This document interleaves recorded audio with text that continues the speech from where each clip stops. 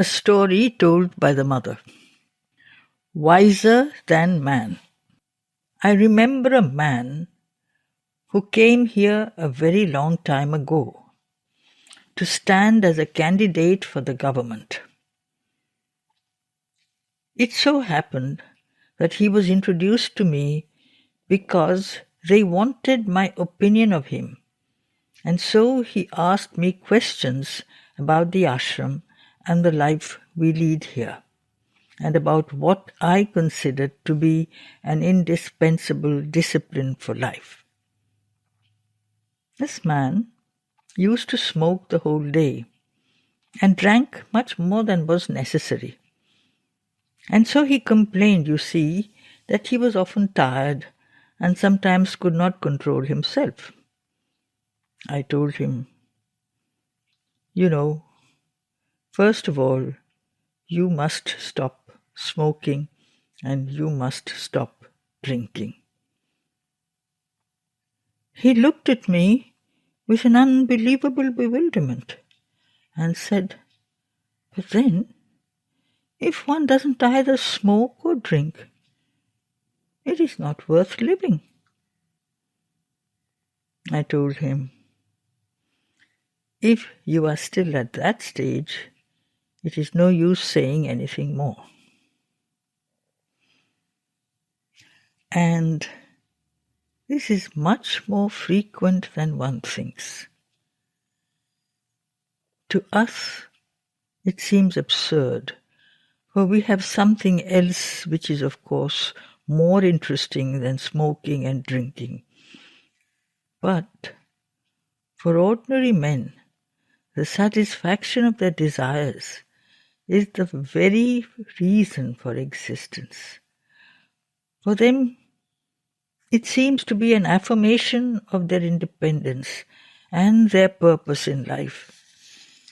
And it is simply a perversion, a deformation, which is a denial of the life instinct. It is an unhealthy interference of thought and vital impulse in physical life. It is an unhealthy impulse which does not usually exist even in animals. In this case, instinct in animals is infinitely more reasonable than human instinct, which besides doesn't exist anymore, which has been replaced by a very perverted impulse. Perversion is a human disease.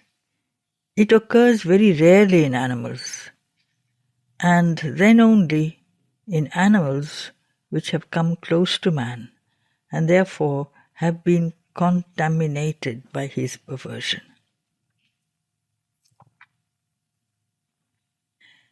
There is a story about some officers in North Africa, in Algeria, who had adopted a monkey.